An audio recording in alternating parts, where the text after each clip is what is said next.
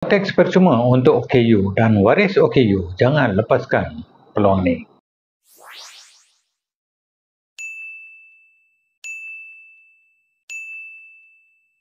Salam guys, video hari ini berkenaan Rotex percuma untuk warga OKU yang sah yang memegang kad JKM daripada Jabatan Kebajikan Masyarakat. Ramai yang masih lagi tidak mengetahui mengenai peraturan ni.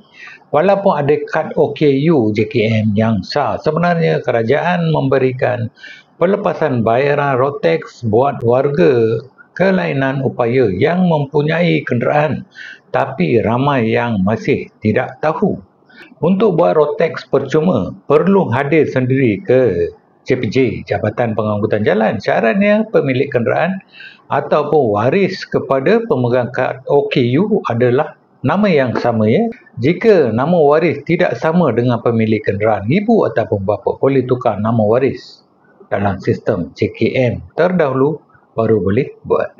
Satu kad OKU layak untuk klaim satu motor dan juga satu kereta. Satu motor dan satu kereta saja.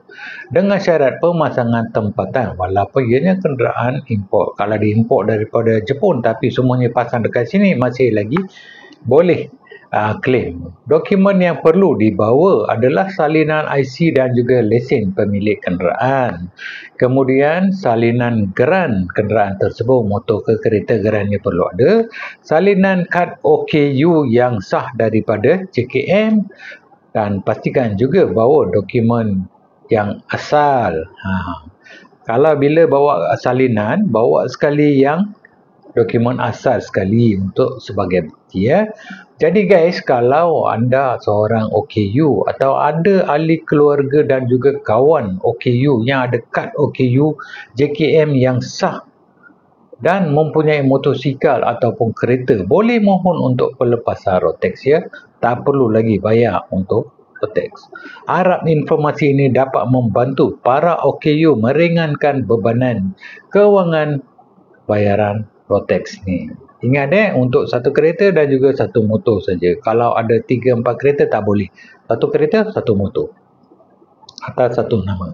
Okey guys, setakat ini saja video untuk kali ini. Sila like, share dan juga langgan saluran Viral News Malaysia untuk dapatkan update video-video yang berinformasi dan juga bermanfaat. Okey guys, jumpa lagi di video akan datang.